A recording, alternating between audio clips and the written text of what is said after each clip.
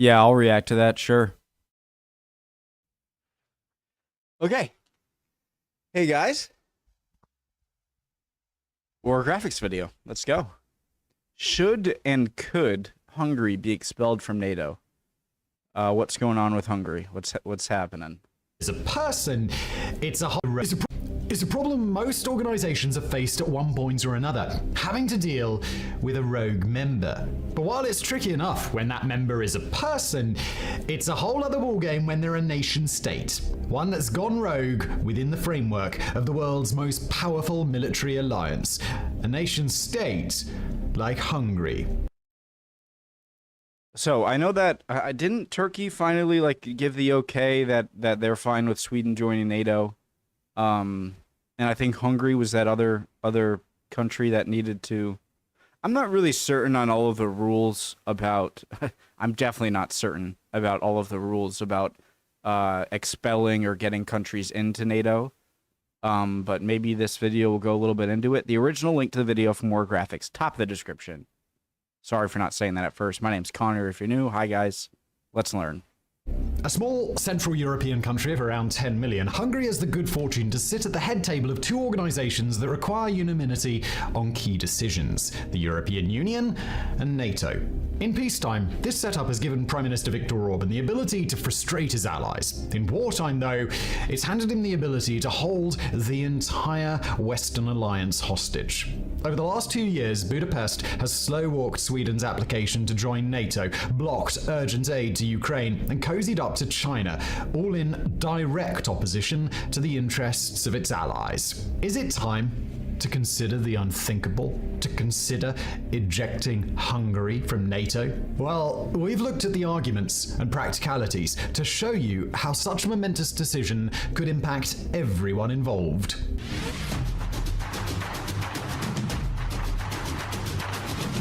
Okay, I'm interested.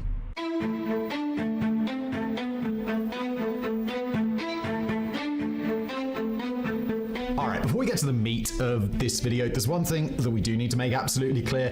It is not legally possible for NATO to kick out a misbehaving member. Over the last decade, people have repeatedly suggested members such as Turkey get the boot for things as varied as buying Russian S-400. I just wanted to insert quick. I think Turkey is a whole other situation than Hungary, although it might cause some trouble within NATO recently with trying to get Sweden in, for example.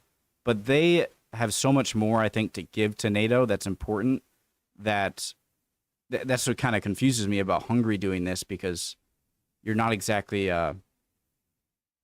Anyways, I think Turkey just militarily, but more importantly, geographically, and I think it's less aligned. It definitely is less aligned with more Central and Western European countries. That I think is an asset to NATO, in that I think it can talk to certain other countries on behalf of NATO that might be willing to talk to Turkey, but not other countries in NATO. So, sorry, continue. Or launching an invasion of northern Syria. Each time the demands to expel Ankara hit the same stumbling block, it can't legally be done. Here's NATO Secretary General Jens Stoltenberg explaining the issue in 2021. NATO doesn't have any mechanism to expel members, and I will not recommend that to be introduced in our founding treaty. Because NATO operates on the principle of unanimity, every member has an absolute veto on treaty changes. That means even creating a mechanism for kicking out wayward allies in the future is impossible, since renegades like Hungary and Turkey would veto it. Nor is NATO like the EU, which can't kick members out, but at least has Article 7, which allows for the suspension of states' voting rights in extreme circumstances. As Just Security put it, the founding instruments of many international organizations provide for the suspension of a member state's rights. Alas, the North Atlantic Treaty is not among them. No provision in the treaty foresees the suspension of membership rights, let alone the expulsion of an ally. So, we guess that's it then. If it's not All right. possible to expel Hungary from NATO, then our question is answered, and we might as well just roll the credits now. Thanks for watching. Have a nice lunch. Except, of course, you already know that we're not going to do that. You can see how long this video is. No, while kicking Hungary out of NATO may be impossible, we didn't make a video just to explore legal niceties here. Rather, we're using the concept of expulsion as a springboard for a wider overview of Budapest's relationship with its allies. How we got to this weird place where Orban seems to be picking fights with his friends, and what strategic implications that has for the entire West. Because, make no mistake, with Orban willing to wield his veto over multiple policies, the danger is fast becoming that the entire transatlantic alliance could be derailed by one man. One man overseeing a nation with a population barely that of Michigan and an economy smaller than Algeria. It didn't have to be this way, though. Back in 1948, as discussions on founding NATO were underway, Canada proposed including an expulsion clause. But the other states were all like, oh, Canada, what could we possibly use that for?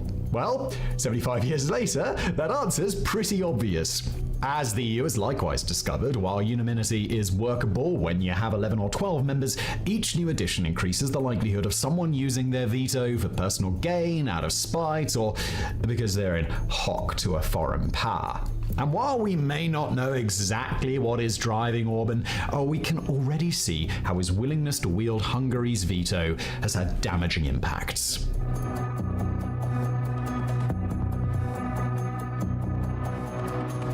If you're looking for a single issue that demonstrates Hungary's determination to screw with its NATO allies, look no further than the admissions process for Finland and Sweden. On May the 18th, 2022, the two historically non-aligned Nordic countries handed in their joint application, their decision sparked by Russia's full-scale invasion of Ukraine. Since both nations already worked closely with the alliance, it was hoped their accession would be a mere formality, something that could be neatly tied up by the end of 2022. Nearly 2 years later, the loose end of Sweden's membership still remains resolutely untied.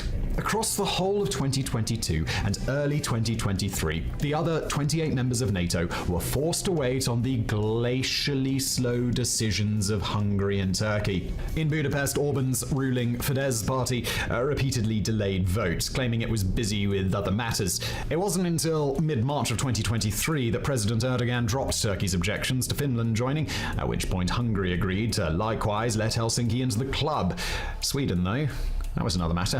At the time of writing in mid-January 2024, Stockholm is still waiting for the all-clear from Ankara and Budapest. The Hungarian government, meanwhile, seems to be relishing its chance to stick it to a country that has frequently criticized Budapest's democratic backsliding. Back in fall, President Katalin Novak noted how Sweden is or has been quite vocal in condemning the functioning of our parliament, or stated a lack of democracy in our country. Of course, Hungary isn't alone in. Well, is Sweden making a good point? Yeah. I'd imagine the reasons for having such rules would be just to ensure and comfort countries who want to join that they won't be taken advantage of or whatnot. But there's no way they didn't see the possibilities of. Hopefully they did see the possibilities of stuff like this happening. But yeah, clearly you're harming the interests of, well, obviously Sweden, but of NATO too, who would very much benefit from Swedish armed forces integration into NATO as well, and maybe more importantly, in my opinion, what do I know? Let me know if I'm wrong. But their land and Gotland. Isn't Gotland the island that'd be like the superb military base for NATO in the Baltic Sea? That'd be huge. So Hungary, you're hurting us all by your own little petty squabbles with Sweden criticizing your government. and they might have had legitimate criticisms. So, stated a Hungary, lack of what are you democracy, has doing? been quite vocal in condemning the functioning of our parliament, or stated a lack of democracy in our country. Of course, Hungary isn't alone in holding up Stockholm's application. Turkey is also dragging the process out. The difference is, the wider NATO alliance is pretty sure it knows why Erdogan is being difficult. He wants certain Kurds living in Sweden to be extradited to Turkey, and he wants to get his hands on American fighter jets. Kind of like how Narendra Modi wants Canadian and American Sikhs to like. So guys, how do you feel about my thoughts about Turkey though? Like Turkey seems to be many more times strategically and just not just militarily more important than Hungary, which I'm sure they are, but just strategically. How do you guys think about this? Am I wrong here?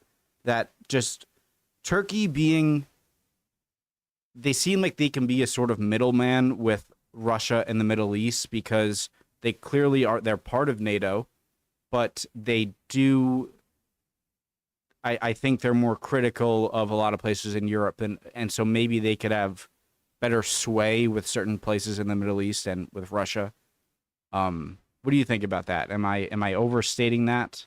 But I feel like I'd be willing Turkey to get away with a bit more because of their importance to NATO. Let me know. To be extradited to Turkey, and he wants to get his hands on American fighter jets. Orban, by contrast, doesn't seem to have a clear goal in mind. Speaking anonymously to Politico, one diplomat bemoans the Hungarian Prime Minister's veto threat as an annoying sideshow. That's not to say there's not any logic to it. The best anyone can figure out, Orban is following Erdogan's lead as a way to cozy up to the Turkish president. Politico described a conversation with a Hungarian official, quote, "When it comes to NATO accession, Hungary's position is fundamentally shaped by the preferences of Turkey," the Hungarian official said. If Ankara's position changes, this person added, this changes the Hungarian position. The idea is that Orban sees in Erdogan someone like him, an elected autocrat who is weakening democracy while out for the interests of his own ethnicity. Someone it could be useful to forge a closer bond with. The issue, of course, is that this bond is coming at the expense of Europe's safety. On January the 10th this year, Sweden's civil defense minister warns that a war with Russia could be coming. As it stands, the Swedish island of Gotland is seen as one of the continent's weak points, somewhere outside of NATO protection that Russia might try to quickly seize in a wider conflict. For NATO's other 29 members, these are not things Budapest should be playing around with. Hungary? Especially not at a time when Vladimir Putin seems to be increasingly confident he can prevail in Ukraine. But then, it seems likely the Hungarian leader already knows that, because the other major gripe about Orban isn't just that he's getting close to fellow autocrats within NATO like Erdogan, but autocrats outside the alliance too. Specifically, with two autocrats that, together, the majority of NATO see as their greatest threats. We're of course talking about Vladimir Putin and Xi Jinping. In October 2023, the wider Western Alliance was treated to the awkward sight of one of its own taking part in what we can only call an authoritarian love-in. The venue was the Third Belt and Road Initiative Forum in Beijing, an event that was almost uniformly ignored by NATO members. While leaders from Italy, Greece, and the Czech Republic had attended both the 2017 and 2019 editions, with more NATO leaders going to at least one, this year there was only one head of an alliance country in attendance. But rather than cut a lonely figure on the Chinese stage, Viktor Orban instead used his appearance to butter up world leaders that his allies consider foes. That included becoming the first Western leader to meet Putin since April 2022, a meeting where Orban used the Russian autocrat's preferred euphemism for the Ukraine war, a special military operation, and swore to Putin to, quote, "Hungary never wanted to confront Russia." As the BBC reported at the time, the sight of an EU and NATO leader shaking hands with Vladimir Putin angered Mr. Orban's Western allies. The US ambassador to Budapest complains that while Russia was striking Ukrainian civilians, Hungary pleads for business deals. Elsewhere in the summit, Orban repeated the same trick with Xi Jinping, telling the Chinese leader that relations between their countries had reached unprecedented heights. Orban also issued a thinly veiled swipe at America, claiming that Hungary shall not accept any kind of external ideological pressure and would follow its national interests in doing business with China. The jab comes at a time when the US is leaning heavily on its allies to decouple from China, or at least de-risk their supply chains. At a time when Europe too is beginning to grow increasingly wary of Beijing's assertiveness. So it's a little odd to watch Viktor Orban dancing not just to a different tune, but to a whole different genre of music, one made from a funky mashup of political opportunism and a diss track directed at his own allies. From a Hungarian nationalist perspective, of course, Orban's dictator Lovin made perfect sense. Despite the cutoff to most of Europe, Hungary continues to receive cheap gas from Russia and has contracted state company Rosatom to build a nuclear power plant. Look, guys, I don't like him now because of the China stuff, okay? But I'm American, so like I see China as a geopolitical foe. I don't hate China. I don't really hate any country, honestly. I just want to say for Hungary, like Hungary or anyone else, I think every country should look after its own interests before anyone else, okay? But that's not in a vacuum. So if I'm so okay with Hungary looking after its own interests and not wanting to oppose Russia and wanting to cozy up to China, which and all of this stuff, but know that this is going to affect your relationships with the West. But the problem is that we can't kick them out of NATO. And nor do am I really ready, even after watching a video like this, to really say they should or shouldn't be, because I'm not an expert on this. Again, these are just my immediate thoughts. So this goes for China, this goes for Russia, this goes for Ukraine, this goes for Sweden, for Hungary, for Turkey, for the USA, anyone. Look after your own interests first. I get that. But NATO is now in a check, or like a checkmate position, where Hungary can look after its own interests with people that NATO doesn't like and doesn't face the repercussions because it can't be kicked out of NATO. And so, yeah, that's a problem. This doesn't seem like a good faith looking after your own country. It seems like looking after your own country knowing you can screw over NATO. If Russia invades Scotland or Sweden, oh my God. And Hungary didn't let them in. Just, okay, I understand. Look after your own country first. But man, NATO, you're just allowing them to do that and have no repercussions. China, meanwhile, rewarded Orban's visit with electric vehicle investments. This is something we want to emphasize across this video. Orban is rarely doing these things for the sheer, unadulterated hell of it. He's doing them because he perceives them as being beneficial to Hungary. And frankly, it's not really our place to disagree. What we can I agree with and will there. question, though, is why Budapest feels it can have its cake and eat it too. Yes! Why Orban Thank you. seems happy to rely That, I didn't realize that he would say my point even better. But yes, that's what I mean. NATO is allowed. Why am I talking again? Yes, I agree. What we can and will question, though, is why Budapest feels it can have its cake and eat it too. Why Orban seems happy to rely on NATO's nuclear umbrella to protect his nation while also taking actions that are directly contrary to US and EU interests. I'm glad I sort of understand let's this. be really clear here. Hungary needs NATO more than NATO needs Hungary. If Orban really disagreed with the alliance's stance on things, he could always head for the exit door. That he doesn't demonstrates the value that he sees in its mutual defense clause. Not that NATO is the only organization the Hungarian leader has been wielding his veto over to devastating effects. Where the Ukraine war is concerned, Budapest seems determined to single-handedly destroy any show of unity within the European Union.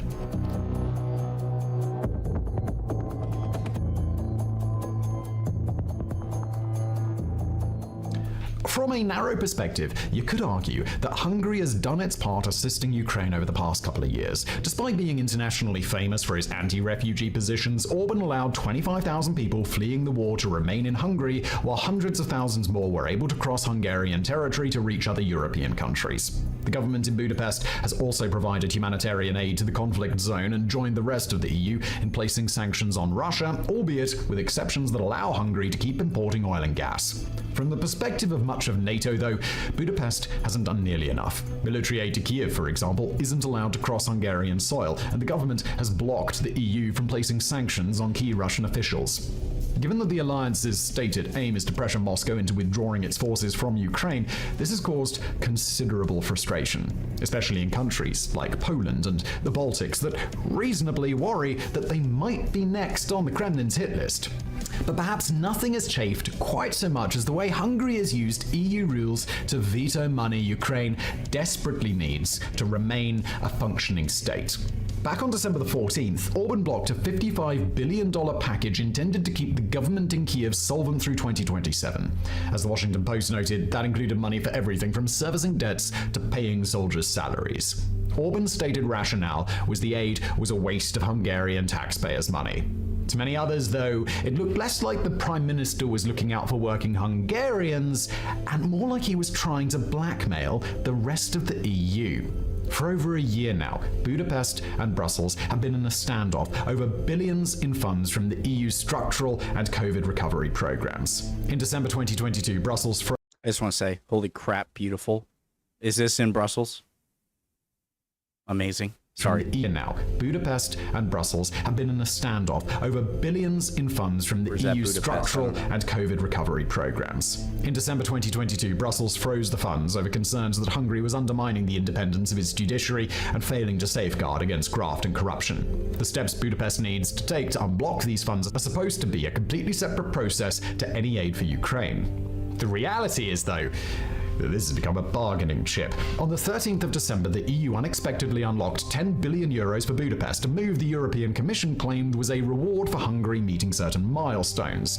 And we say claimed there because there was a lot of cynicism that the funds were released as a bribe. Cynicism that seemed to prove founded just a day later when Orban left a meeting on opening accession talks with Ukraine rather than veto them. In The Economist's words, quote, perhaps not coincidentally, a 10 billion euro slug of EU funds destined for Hungary that had been suspended over its deficient judiciary was released earlier this week. Mr. Orban absented himself from the European Council room at the moment of the vote on opening formal admission talks with Ukraine, thus tacitly acquiescing to the move. The quote ends. But while opening membership talks was great for Ukrainian morale, the vetoing of much-needed aid was seen as delivering a mafia-style message to Brussels. Pay up or Ukraine starves. Or as the New York Times put it, quote, critics have said Hungary's objections to Ukraine's long-term funding are best understood as an effort by Mr. Orban to extract EU funds. By the time you see this, it's possible that Orban could have dropped his veto. EU leaders are meant to meet on February the 1st to try and find common ground. According to Bloomberg, Italy's nationalist populist leader, Giorgia Meloni, is spending the time before then working to convince Orban to drop his veto. Coming from a politician Orban considers an ideological bedfellow on most other issues, her intervention may yet work. And even if it doesn't, Ukraine funding won't simply dry up. Although EU leaders want to project unanimity, there are mechanisms by which the remaining 26 states could club together to provide Kiev an economic lifeline without Hungarian involvement. So the point here isn't to suggest that Orban alone could collapse the entire Western effort to support Ukraine. Rather, it's to show how misaligned Hungarian strategic goals are becoming from those of the wider alliance. For the majority of NATO governments, halting Russian expansionism is a key security priority. For some, like Estonia, Latvia, Lithuania, it is an existential issue. By playing games, Orban is undermining the alliance's stability and unity just when it needs it most. Honestly, it does seem more than a little absurd that a country of just 10 million people can stop the EU acting in the interests of its other 438 million citizens. A little like if tiny Rhode Island had the ability to constantly veto US foreign policy. Leave my state out of this. What are you doing? Rhode Island's beautiful. Stop it. Man. Let's see. It's all like if... Why'd you have to do me like that, Simon? Rhode Island's an amazing place. It's not that small. Sort of small. Tiny Rhode Island had the ability to constantly veto US foreign policy. But perhaps a more personal question is why? Why has Budapest chosen Ukraine? Actually, no. I don't even like my government. Anyways. I don't even like my government. Why? Why has Budapest chosen Ukraine as the issue to play games with? Well, partly, the answer is probably because it's high pressure. Orban knows that EU leaders are aware of time constraints to finance Kyiv and judges that they'll blink first. But it's partly also something deeper, something that ties into the fractious relationship Orban has developed with Ukraine itself.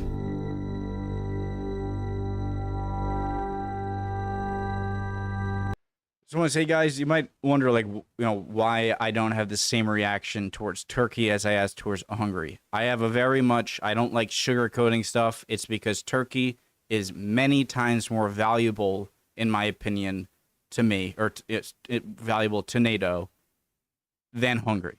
So not just militarily, not just economically, not just population-wise, but and not just geographical location, though it is key, but it's separation. Slight separation from the more central Western European ideologies that will make it able to communicate with people who are much less friendly towards that part of Europe, and that's very big. So it matters to me how important you are to NATO.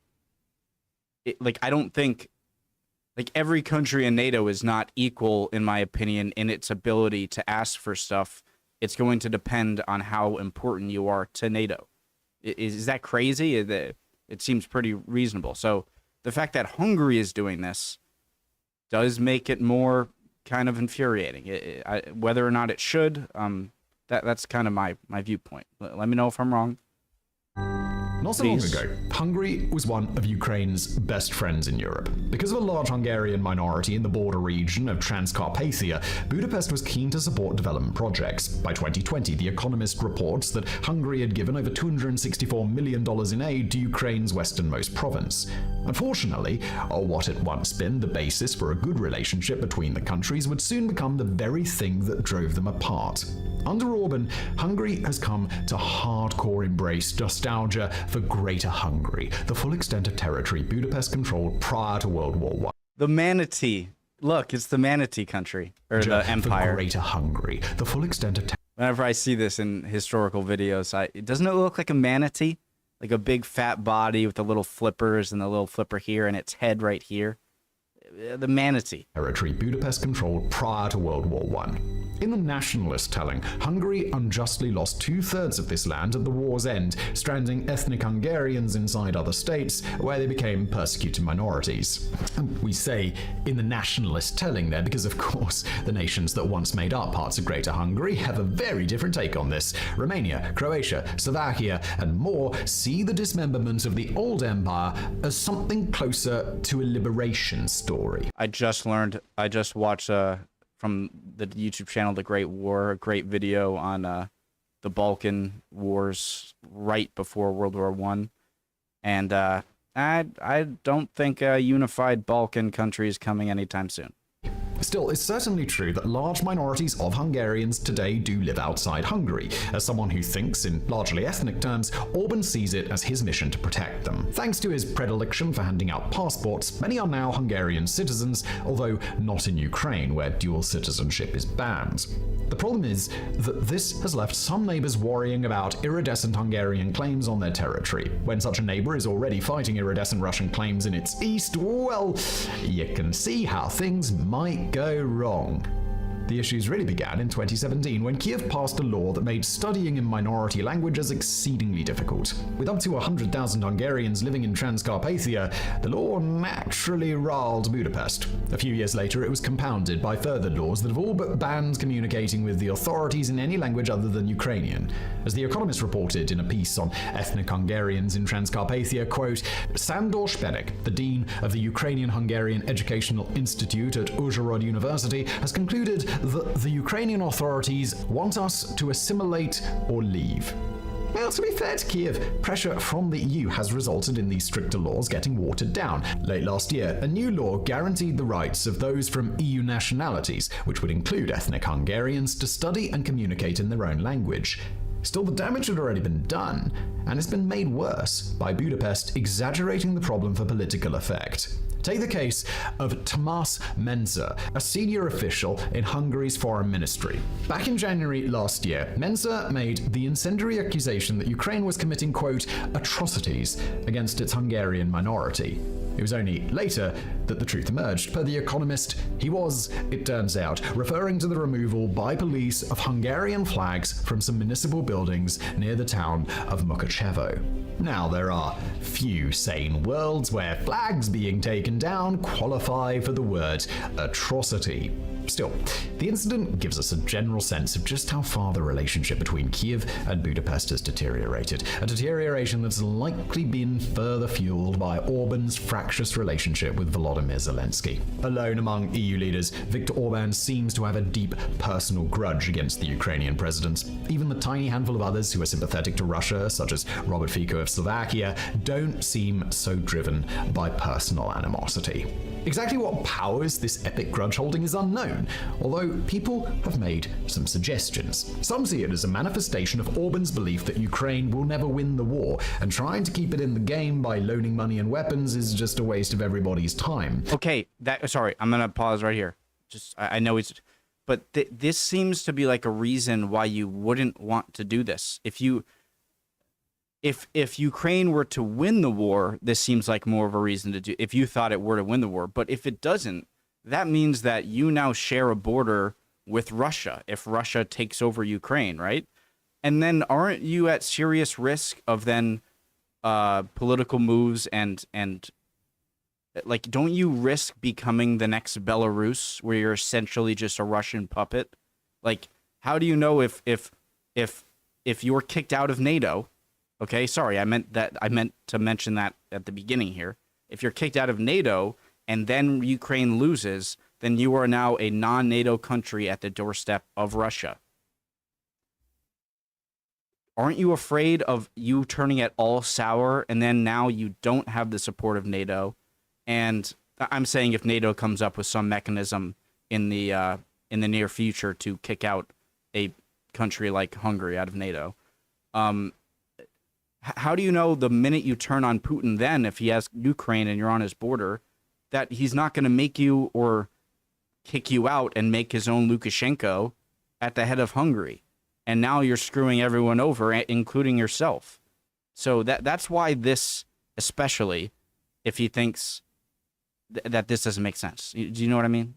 And trying to keep it in the game by loaning money and weapons is just a waste of everybody's time. Others see it as part of his belief that the EU and Russia require buffer states between them, basically a return to the status quo pre-2014 when Ukraine, Belarus and Moldova were all independent and non-aligned. Finally, others just think that it's a sop to the Hungarian far right, a way of signaling that Orban supports their dreams of resurrecting Greater Hungary.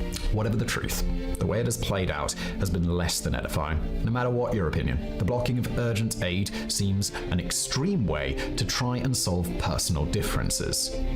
But is it extreme enough to justify ejecting Hungary from NATO? As we said back at the start, we want to use this video as a way of exploring the growing divide between Budapest and NATO's other 30 capitals, a divide that, if kept unchecked, risks becoming an unbridgeable chasm. Thankfully, we're not there yet. So far, questions about expelling Hungary from various Western institutions remain just that, they're just questions. Things policymakers are mulling over in the back of their minds, even as they hope Orban can be convinced to play ball. And who knows? Maybe he will be. Maybe the Hungarian leader will just keep on walking on just the right side of the line, never getting too personally close to guys like Putin and Xi Jinping, never quite letting his country become the Chinese bridgehead to Europe that it threatens to be. But maybe not. It could be that as the decades roll on, Orban finally steps over that line one too many times, finally forces his allies to face up to the blackmailer in their midst. Could Hungary survive without NATO's protection? Could Europe deal with a truly rogue state sat at its heart? Well, hopefully we'll never have to find out the answer to those questions. To return to our title, right now it feels like Hungary perhaps shouldn't be expelled from NATO. How it will feel in 5 years, 3 years, or even 6 months from now, though, is anyone's guess. And it is imperative we start planning for such an eventuality ahead of time, or risk watching the entire Western alliance collapse into indecision and paralysis. So, great video. Would appreciate any comments, guys. Answering any questions or tell me if I'm wrong. Any comments at all. So I'm trying to think that I'm smart enough to know I'm not smart enough to know the full reasons for not having a mechanism to kick a member out of NATO at all, or even, you know, and even if it's a really difficult way. I understand that there's reasons for that, and that, you know, I think it'd be foolish to jump to the conclusion of just like, well, wait, they're not doing it, there's no mechanism, just create a mechanism, kick them out. Like, that's way too quick. It does seem like, I do believe that Hungary is trying to do. I'm not saying that Hungary is not like doing what's the best for Hungary. I know countries should look after themselves before anyone else. I believe every country should do that. That doesn't mean abandoning people. It's just everyone should understand that at the end of the day, a country looks after its own citizens first. It's just that there's supposed to be a risk in this sort of stuff, and there isn't, because of the mechanisms, the lack of mechanisms of kicking out a country out of NATO. So you have to do something. I don't know if it's like threaten Hungary by like starting some procedures or some meetings within NATO to come up with procedures to create procedures to kick countries out of NATO, and then maybe Hungary will see that and get a little scared and then stop doing what it's doing. But clearly, Hungary is taking advantage of a loophole, whether intentional or not, a loophole to cozy up to one side while still having the military protection of the other side and not having any pushback. So, as much as I want to say, hey, make a provision in NATO to be able to now vote a country out, but then maybe that will just create more problems in the future, and now countries will just be voting countries out here, you know, whenever they want to, for the slightest reason. So it's extremely complicated. Very interesting, though. Love you guys. Hope you're all doing well. It was very interesting. Love learning along with you guys. Would love if you like and subscribe. It's completely free. And hopefully I'll see you guys next time. Would love to see any comments. Bye, guys.